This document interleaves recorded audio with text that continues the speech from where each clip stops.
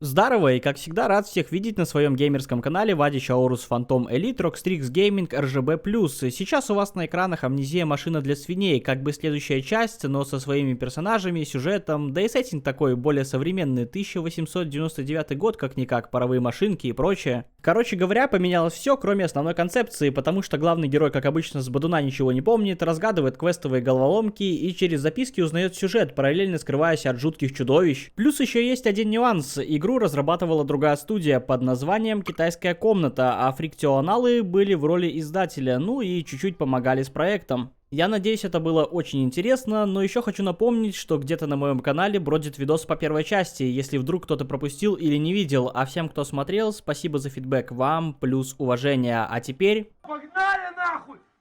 Ёбаный в рот! Сразу игру, конечно же, надо поставить на русский language и респектануть разрабам The Times New Roman в главном меню. Даже междустрочный интервал по ГОСТу сделали. Молодцы. Как говорил мой дед, тот, кто превращается в животное, избавляется от боли быть человеком. Именно с этой цитатки стартует игра, и нам показывают сон главного героя, где он просит, чтобы папочка не убивал его, при этом на фоне виднеется какой-то супергенератор. Но все резко прервалось, как только ГГ очнулся, а гаденыш, который его разбудил, решил скрыться с места преступления. Теперь остается бродить по пустому гигантскому особняку. И знаете, первое впечатление у меня сложилось не лучшим образом. Пришлось 2 часа регулировать яркость, потому что было темно, как в дупе у сатанинского геккона. К тому же, после каждого изменения настройки надо перезапускать игру. Косяк получается. Но это еще не все. Вертикальная синхронизация, она тут просто не отключается, на что бы я ни жмал, и просаживает в некоторых моментах FPS до 30, что не очень приятно, и сказывается в течение всего игрового процесса. Так что... такое. Окей, мы все-таки не ныть тут собрались, поэтому идем изучать дом, и ГГ буквально сразу окунается в воспоминания, где слышит своих сыновей, а они его как будто ведут за собой. Зовут мальчиков Эдвин и Евнух, а нашего бредящего отца зовут Асфальт. Странные имена, не находите? В общем, Освальда испугала гробовая тишина. Он чувствует, что сынулькины нуждаются в помощи, и выдвинулся на поиски. Флэшбэки приводят его на чердак, где он их прям увидел и заодно подобрал фонарь. Мне сразу бросилось в глаза, что нет инвентаря, следовательно, нельзя подбирать предметы с собой, следовательно, фонарь заряжать не нужно, он бесконечный, следовательно, ГГ не теряет рассудок и прочее. Не знаю, в чем прикол было вырезать половину механик, но окей, ладно. Следуя за своим воображением, Освальд вышел в другую часть дома и спустился на первый этаж. Там, кстати, есть магнитофоны. Давайте послушаем, что там.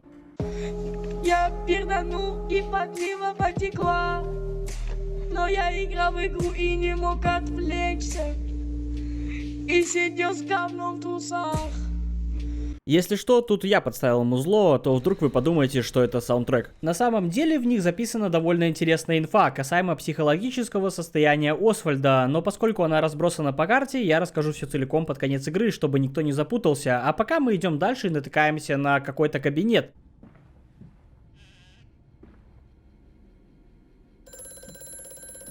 О, момент для вставки какого-нибудь баяна. Алло, здравствуйте, Светлана. Вообще хз, кто это был, но он точно знает наш номер телефона. Ну все же, есть кое-что более интересное. Подергав за карабин, открылся тайный проход, и причем внутри все картины просвечиваются, и как бы Освальд любил подглядывать за своей женой, видимо у них были бесконтактные отношения. Все это весело, конечно, а мы потихоньку идем всасывать мир в патрубок над камином. И вот мы уже в главном холле, тут тоже есть много чего интересного, как минимум кого-то дифференцировали прямо за обеденным столом.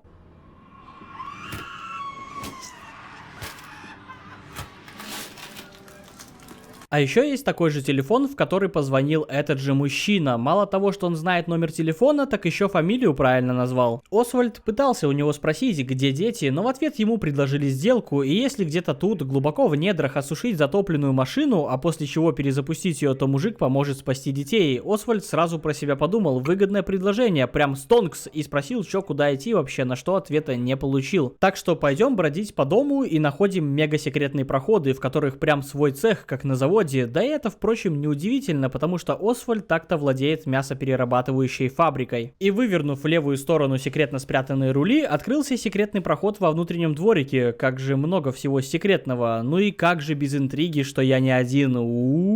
Вот с этого момента, как пишет Освальд, начинается спуск к машине, и через стену вышел в задний двор, чтобы спуститься еще глубже через подвал. Экшен тоже не заставил себя долго ждать. Ёбаный рот!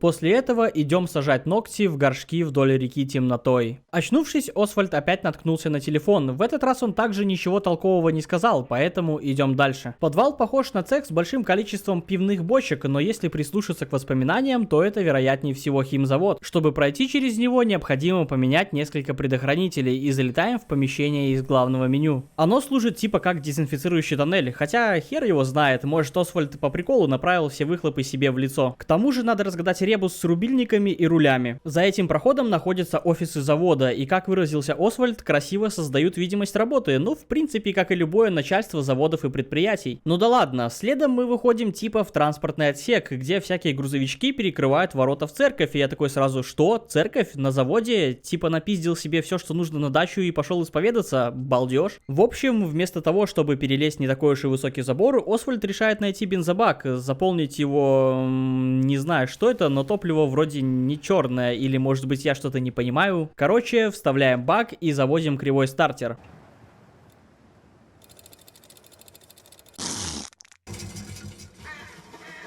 Теперь можно открыть калитку, и, честно говоря, я не знаю, православная тут церковь или католическая, но оттуда доносятся жуткие звуки.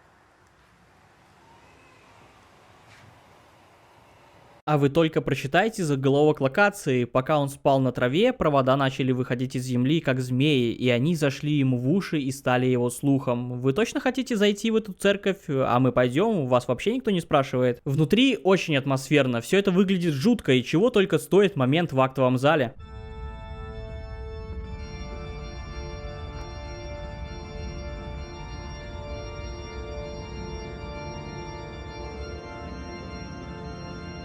У меня прям мурашки пошли. Плюс ко всему, эта церковь Святого Данстона стоит на территории завода не просто так. Но опять же, чтобы не путаться, все под конец.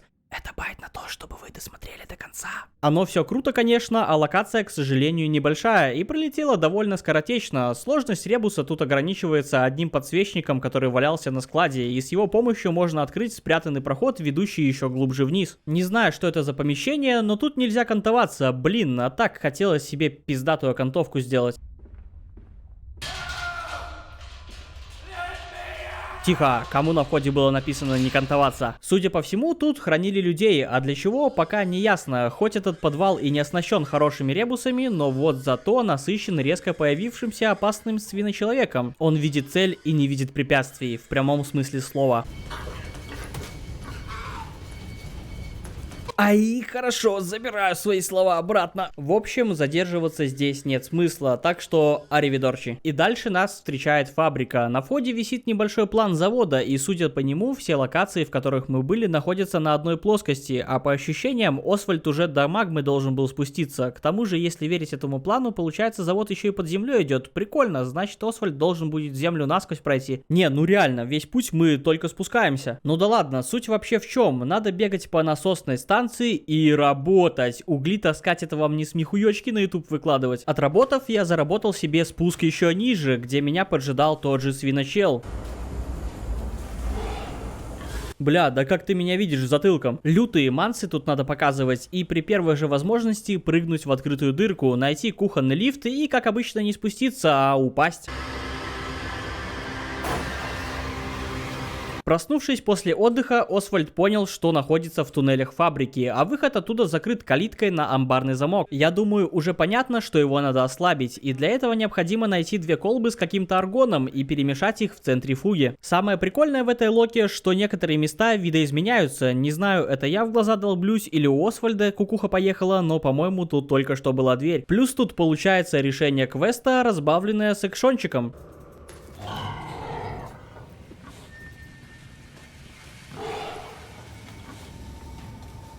Прошу прощения, надо по телефону попиздеть. Светлана, добрый вечер. Тимофей Алло. меня зовут.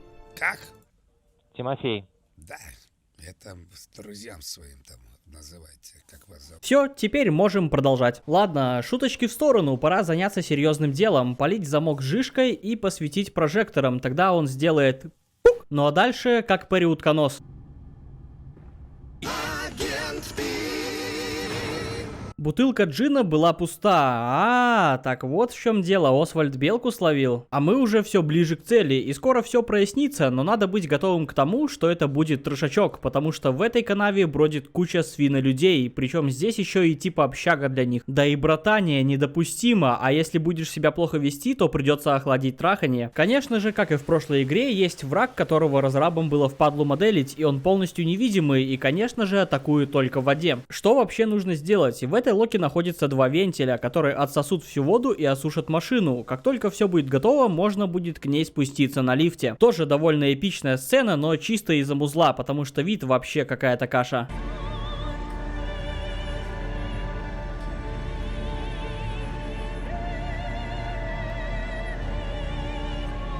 Ну что же, осталось только задвинуть поршни и перезапустить эту установку, включить пару тумблеров, как в самолете, и дать перезагрузку в главном центре управления. Освальда знатно так тряхануло после включения, и он увидел своих сыновей, но только не в том обличии, как он думал. И как бы это сказать, мужик по телефону наебал, получается, и сейчас, когда все записки и записи с магнитофонов собраны воедино, факты готовы бить ебучку. И начнем мы с чего? Жил-был такой человек Освальд Манда, ой, прошу прощения, Мандус, жил, не тужил, все у него было хорошо, семья, бизнес, мясоперерабатывающий завод, но позже как будто все рухнуло. Его жена Лилибет отлетела после родов, финансовые проблемы с банком после того, как он вложил весь семейный бюджет в производство и не получил должной прибыли. Конечно же, несмотря на это, Освальд не опустил руки и в итоге нашел записи своего двоюродного деда о его археологических раскопках, в которых он писал про сокровища. К тому же там был намек на то, что храм Каменной Луны не был изведан. Освальд не стал упускать шанс и отправился туда вместе со своими сыновьями. Самое прикольное, что малые нашли сферу, да-да, тот самый артефакт, вокруг которого был сюжет в прошлой игре. Прикоснувшись к ней, они услышали звук моря и сказали Батюкову типа «на, попробуй», но, к сожалению, его реакция на сферу была вот прям совсем не радужной. Освальд начал видеть все грядущие ужасы 20 века, мировые войны, советские гулаги, бомбардировки в Японии и прочее, а что самое страшное, он увидел гибель своих сыновей на Первой мировой войне, после чего резко поехал с катушек километров так 340 в секунду. И решил, что необходимо защитить Эдвина и Енуха от всего этого дерьма, и принес их в жертву прямо на ступенях храма. Но если бы все остановилось только на этом, Освальд начал просто ненавидеть этот мир за его жестокость, за его несправедливость и прочие неприятные вещи. Естественно, он понял, что все эти беды создают сами люди, а если быть более точным, буржуи, правители и другие богатые особи, у которых есть власть. С этого момента жизненная позиция Освальда поменялась. Он считал, что все они просто свиньи, и нужно от них избавляться, чтобы предотвратить все грядущие беды. Для этого он построил гигантскую машину у себя под заводом, которая работала на веществе X и превращала людей в свинолюдей. Освальд приглашал к себе буржуев на банкет, кормил их мясом, ну вы поняли каким, а потом похищал и трупы закидывал в машину. Поскольку бизнес только пошел вперед, значит всем было... вкусно! Ну как бы трешачок на этом не остановился, а с каждым днем было только хуже. Лихорадка развивалась довольно стремительно, и Освальду уже было плевать, кого похищать. Он начал эксплуатировать детей для обслуживания машины и построил церковь, чтобы привлекать бедных якобы благотворительностью. В общем, все стало настолько печально, что уже пошли подозрения насчет психологического состояния Освальда, и его же кореша послали к нему профессора А. Вот с ним, кстати, и записан диалог всех фонографов. Там Освальд прям кричал, что машина — это гениальное изобретение, машина изменит мир к лучшему, все они свиньи, все они готовы творить все, что угодно ради своей выгоды. Профессор, конечно, попробовал намекнуть Освальду о том, что у него проблемы с головой, но был просто убит и закинут в машину. Но все же, однажды добрая личность Освальда как будто проснулась, и он понял, что натворил много бед. А вот тут попрошу внимания, он попытался уничтожить свое творение, сорвал предохранители и затопил машину, после чего отключился в своей кровати. Вот такая история. Теперь, кстати, держу в курсе, что мужик в телефоне — это была машина, та самая часть души Освальда, которую он вложил в нее, и чтобы спастись, воспользовалась моментом, что Освальд все забыл после отключки. Но ни в коем случае это не конец. Уже пора избавиться от злосчастной машины навсегда. Начался дикий экшен, всюду свинолюди, даже есть своеобразный главный босс, но ядро все равно отправляется в нокаут. И все, машина уничтожена, все закончилось, но все-таки Освальд не сможет жить с тем, что он натворил, сколько бед он принес. Ну как можно жить, когда надо трахать осенний дождь? И осталась последняя последняя часть. Не знаю, откуда он взял храм под заводом, но там он отдал себя небесам и помер вместе с машиной, отправляя ночной Лондон в 20 век. Как-то так получается, жуть просто. Я сразу для себя подметил, что в отличие от прошлой части, сюжет связан больше не с существами из космоса, а с реальными ужасами жизни. Вот эта цитата в начале, отсылки к реальным событиям, история о том, как Освальд хотел сделать мир лучше, но в итоге стал монстром еще хуже. Скорее всего, нам хотели показать, что человек — это самое опасное и жестокое существо на планете, ведь все эти беды, все войны, да даже банально мы уничтожаем природу и используем ее ресурсы только в угоду своему комфорту. Никакое животное не наносит такой вред и не проявляет такой жестокости. Но в отличие от всех других существ, у нас есть сознание, и все эти решения, которые оставляют такие негативные следы в истории, сделаны осознанно, и возможно нам хотели показать, что мы это сознание используем не в ту сторону, а может быть это просто больная фантазия разработчика, но в любом случае сюжет заставляет задуматься. Это все было исключительно мое мнение. Если я вдруг не прав или вы не согласны, меня всегда можно поправить, а я надеюсь, что ролик получился интересный и благодарен всем за фидбэк, за поддержку, всех люблю, но перед тем как попрощаться, если вдруг кто-то досмотрел до этого момента, зайдите, пожалуйста, на вкладку сообщества на моем канале и проголосуйте. Просто я бы хотел немного разбавить амнезию чем-нибудь другим, а то все хорроры и хорроры, но если вы вдруг захотите продолжить амнезию, то продолжим, собственно. Ну а на этом все, до встречи в следующем видосе.